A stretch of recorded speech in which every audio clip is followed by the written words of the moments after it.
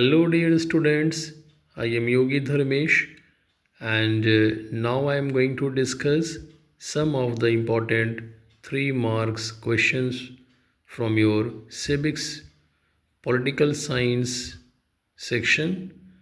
Now these questions are really very important for your cbse board exams, so please don't miss these questions, and these questions will definitely increase your marks.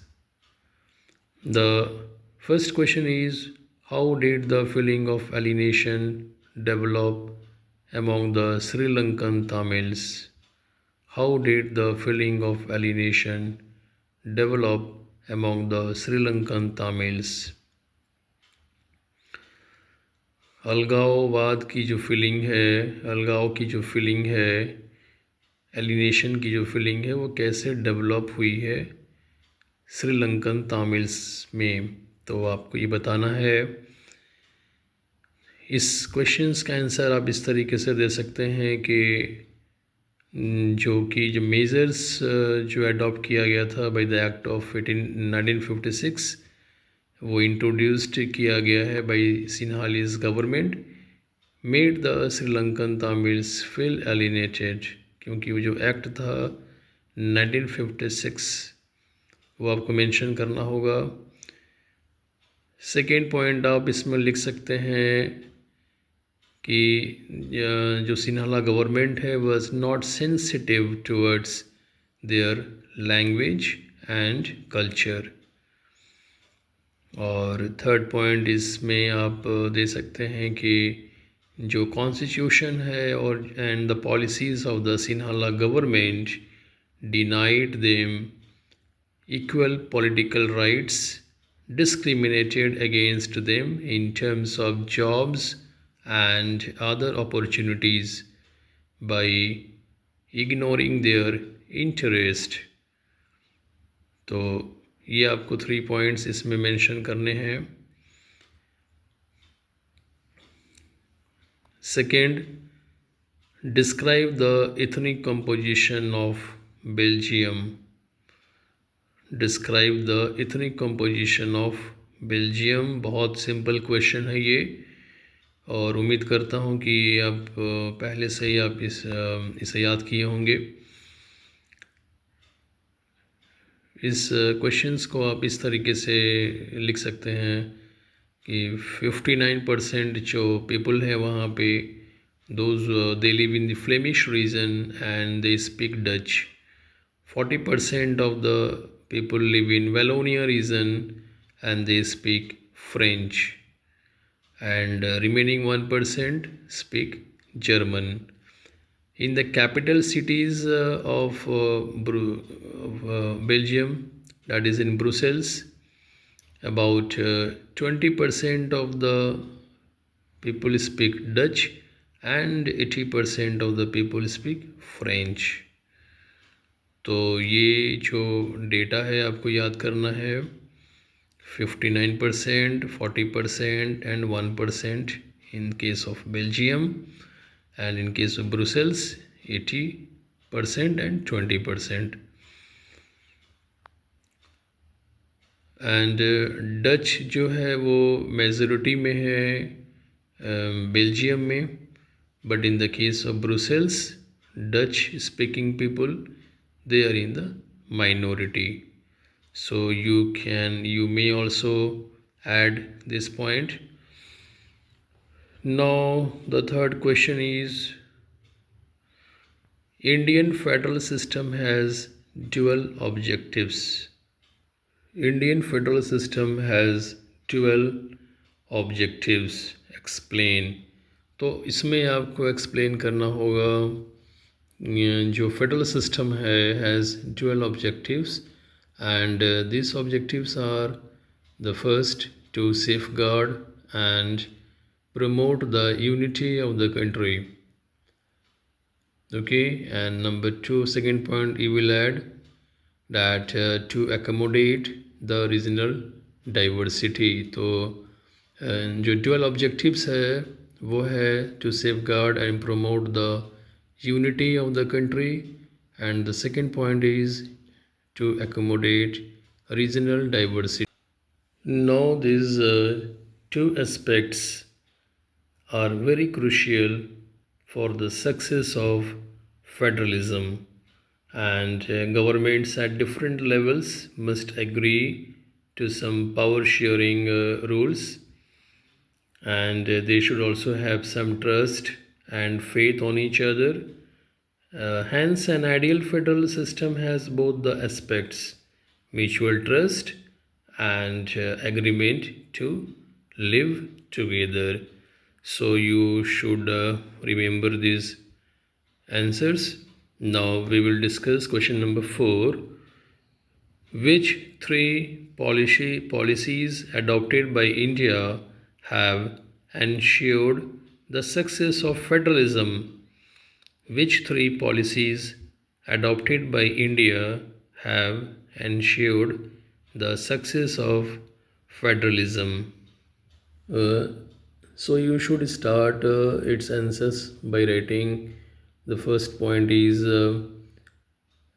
the creation of linguistic states on the basis of language, and it was the first and major test for democratic politics in our country. Okay. Many old states have vanished and many new states have been created. So, your first point should be on the linguistic basis. And you also write down this point that on the basis of culture, ethnicity, and or geography, such as Nagaland, Uttarakhand, and Jharkhand, the states are basically created on the basis of culture, ethnicity, and or geography. Okay. Now, the second point you will mention in this question is that about language policy. Our constitution did not give the status of national language to any one language. Both Hindi and English, basically, they are the official languages of India. States have also their own official language, and there are 22 languages recognized as scheduled languages in our country. तो ये points आपको mention करना है. Third point में आप mention कर सकते हैं क्योंकि यहाँ 3 पॉलिसीज़ के बारे में है. तो पहला हो गया, फर्स्ट हो गया linguistic basis, creation of states on the linguistic basis, and second is about language policy of the government, and third you have to mention about the center states relation. Restructuring the center state relations is basically this is one more way in which federalism has been strengthened and in practice. Okay. And since 1990, the era of coalition government also have inculcated respect for federalism or for federal autonomy. Now we shall discuss about question number 5. Nearly every one of the state parties want to get an opportunity to be a part of one or the other national level coalition. Support the statement with arguments. Nearly every one of the state parties want to get an opportunity to be part of one or the other national level coalition. Support the statement with arguments. Question ये कह रहा है कि लगभग सभी state जो parties होती हैं वो चाहती हैं कि हम नेशनल लेवल पार्टीज़ के साथ कोलिशन करें, either in the state level और इन द सेंट्रल लेवल.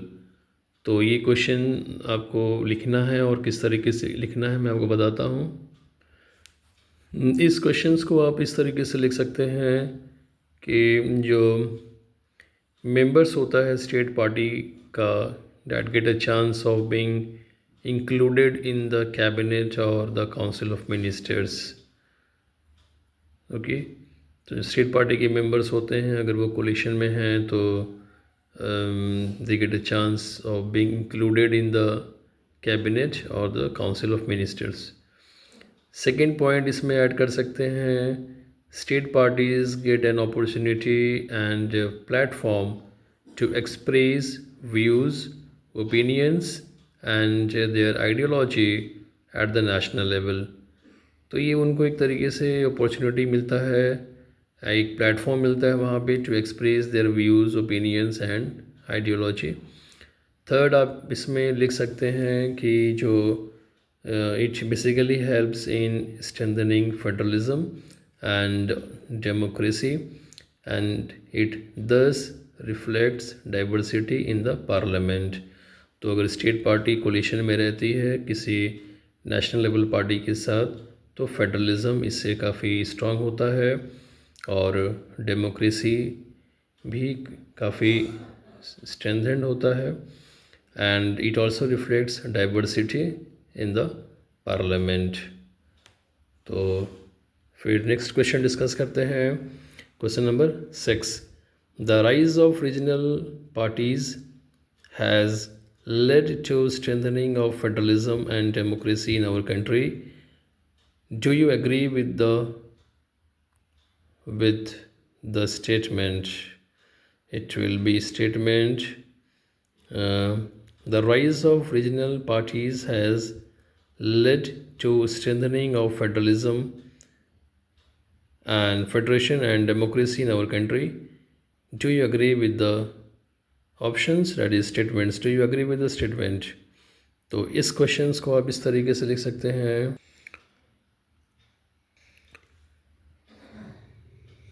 इसका आंसर आपको लिखना होगा, फर्स्ट पॉइंट ये लिखना होगा कि over the last few decades the number and the strength of regional parties has expanded, यानी जो रीजनल पार्टीज़ की जो संख्या है, नंबर है, वह काफ़ी एक्सपेंड हुआ है, इंक्रीज़ हुआ है।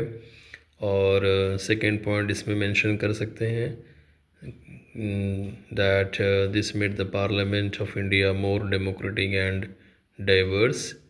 थर्ड पॉइंट ऐड कर सकते हैं इसमें that the national parties are compelled to form alliance as because with the state parties as because no national party is able to secure majority in our in the Lok Sabha।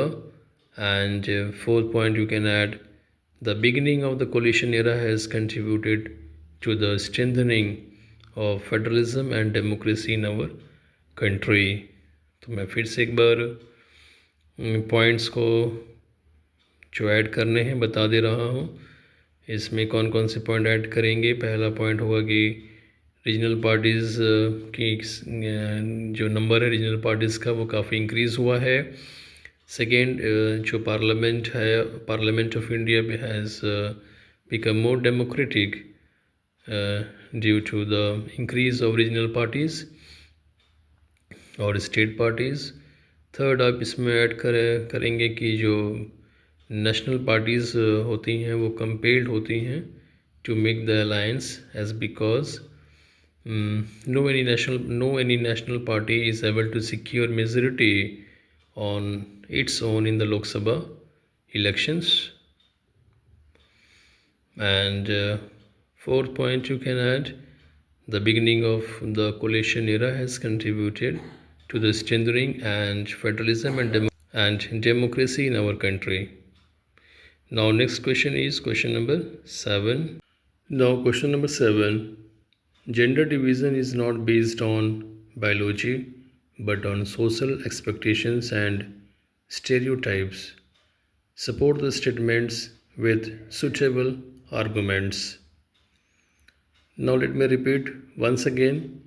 Gender division is not based on biology but on social expectations and stereotypes. Support the statements with suitable arguments. ये सवाल gender division का है और कुछ points इसमें आपको mention करने हैं कि कि जो जेंडर डिवीज़न है वो बायोलॉजिकल डिवीज़न नहीं है, but it is based on social expectations and stereotypes. So the first point he will mention here is gender division is basically a form of hierarchical social division based on social expectations and stereotypes. And second point he will mention here, boys and girls are up to brought up to believe that the main responsibility of women is housework. So women are basically they are brought up to believe that the main responsibility of them is to do the housework and bringing up children. There is also a sexual division of labor in most families where women do all the household activities and men work outside the house, outside the home. And next point we will add, majority of women doing some paid work, but their work is not valued or recognized. They don't have a proper recognition. Their work do not have a proper recognition. तो ये सारे points आप इसमें mention कर सकते हैं। पहला point मैं फिर से एक बार रिपीट कर रहा हूँ आप लोगों के लिए, और ये भी बताना चाह रहा हूँ कि ये सारे क्वेश्चंस बहुत ही इम्पोर्टेंट है आपके सीबीएसई बोर्ड एग्ज़ाम्स के लिए, और इसे आप सारे क्वेश्चंस को 2-3 बार आप अवश्य देख लें, क्योंकि ये क्वेश्चंस आने की पूर्ण संभावना है कि आपके एग्ज़ाम्स में ही दिखाई देंगे ये सब क्वेश्चंस। तो जैसे हम डिस्कस कर रहे थे क्वेश्चन नंबर 7 के पॉइंट्स फिर से एक बार रिपीट कर दे रहा हूँ आप लोगों के लिए। पहला पॉइंट आप इसमें मेंशन करेंगे कि जो जेंडर डिवीज़न है एक प्रकार का हियरार्किकल डिवीज़न, सोशल डिवीज़न है, that is based on social expectations and stereotypes. Second point, he will mention that that these boys and girls they brought up to believe that the main responsibility of women is to do the housework and bringing up children, and there is a sexual division of labor in most families where women do all the household activities and men do the work outside the home. And if some women doing the paid work, their work is not valued and they don't get proper recognition. And women also, in our country women still lag behind men, and they face various disadvantages, discrimination and oppression in various ways. Okay, now the next question is, caste system is declining day by day from India. Explain. Caste system is declining day by day from India. Explain. तो इस question को कैसे caste system decline हो रहा है इसके विषय में आपको लिखना है। तो जो कास्ट सिस्टम है आप इसमें ऐड कर सकते हैं कि जो एफर्ट्स ऑफ सोशल रिफॉर्मर्स के द्वारा जो एफर्ट किया जा रहा है, like Jyotiba Phule, Gandhi ji and Ambedkar against caste system have helped to promote a casteless society. And also economic development has reduced the caste hierarchy. And next point is, large scale urbanization and industrialization has diminished the caste barriers. Next point is growth of literacy and education also helped to decrease the belief in caste system. And occupational mobility also has also decreased the caste system or caste hierarchy. And The last point we will add is weakening of the position of landlords in the villages has also led to the decline of rigid caste barriers और caste system. तो ये सब आपको mention करना है कि caste system क्यों decline हो रहा है. कास्ट सिस्टम डिक्लाइन हो रहा है because of the efforts given by the social reformers like Jyotiba Phule, Gandhi ji and Ambedkar. Due to advancement, economic development, and political, social advancement, large-scale urbanization, industrialization, growth of literacy and education, and also because of occupational mobility, people moving from here and there and from rural areas to urban areas, and also the weakening of the position of landlords. So all these points you can add for this question. Now the next question is why democracy is considered better form of government as compared to other forms of government. Why democracy is considered better form of government as compared to other forms of government. क्यों democracy एक अच्छा form of government है. इसके answers आपको लिखने होंगे. Democracy promotes equality among citizens. Next, democracy enhance dignity of the individuals. Next point, democracy improves the quality of decision making, and democracy provides a method to resolve conflicts, and democracy allows room to correct mistakes. तो ये सारे points आप इसमें mention कर सकते हैं, जैसे कि डेमोक्रेसी प्रमोट करता है equality among citizens. Democracy enhances dignity of the individuals. It also improves the quality of decision making, and it provides a method to resolve conflicts, and it allows room to correct mistakes. So all these points are very important for these questions. Now our last question of this session is democratic government is known as responsive government. Explain. Democratic government is also known as responsive government. Explain. तो आपको इसमें explain करना होगा कि क्यों responsive government है. Democratic government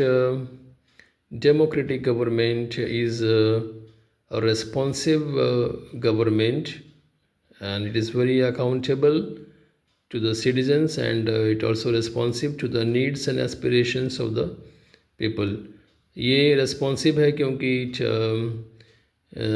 it is sensitive to the needs and expectations of the citizens, and democracy is based on the idea of deliberations and negotiations.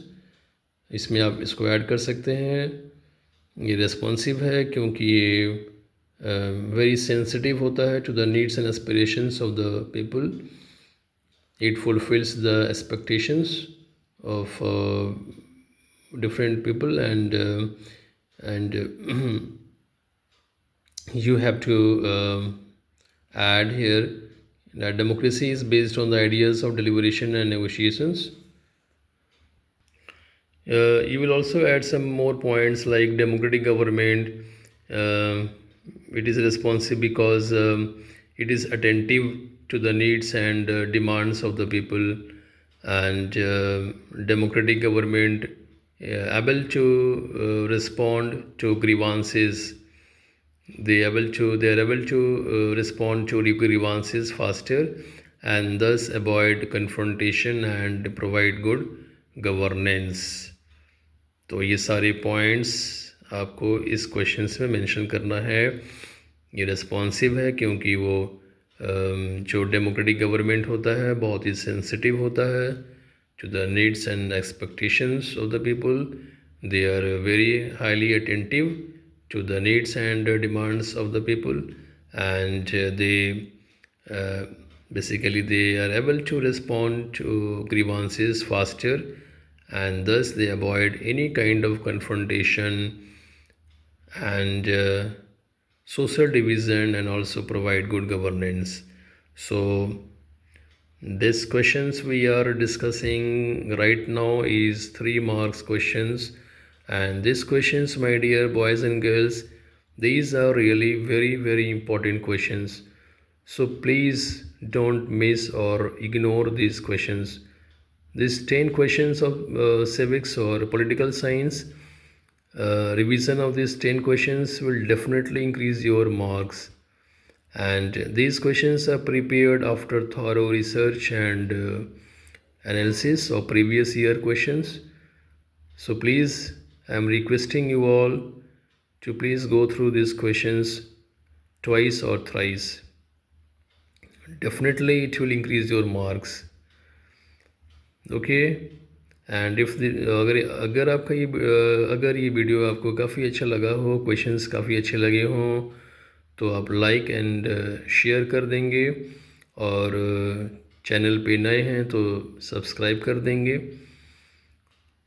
और bell icon को भी प्रेस कर देंगे, क्योंकि जो भी क्वेश्चंस कुछ क्वेश्चंस और हमारे आने वाले हैं जो आपके लिए बहुत ही इम्पोर्टेंट हैं, वो आपको सबसे पहले मिलेंगे।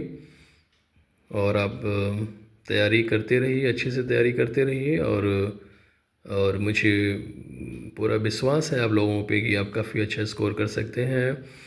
बस सिर्फ मेरे जो भी क्वेश्चंस हैं, जो प्लेलिस्ट में भी हैं क्वेश्चंस, आप उनको जाके एक बार देख लेंगे, क्योंकि सारे क्वेश्चंस बहुत ही इम्पॉर्टेंट हैं और ये सब आपके लिए ही है। बस MCQ क्वेश्चंस भी हमने दिए हुए हैं प्लेलिस्ट में, कुछ सब्जेक्टिव क्वेश्चंस भी हैं, तो प्लीज़ उन्हें जाके आप देख लेंगे और आपके लिए बहुत हेल्पफुल होगा, वो बेनिफिशियल होगा।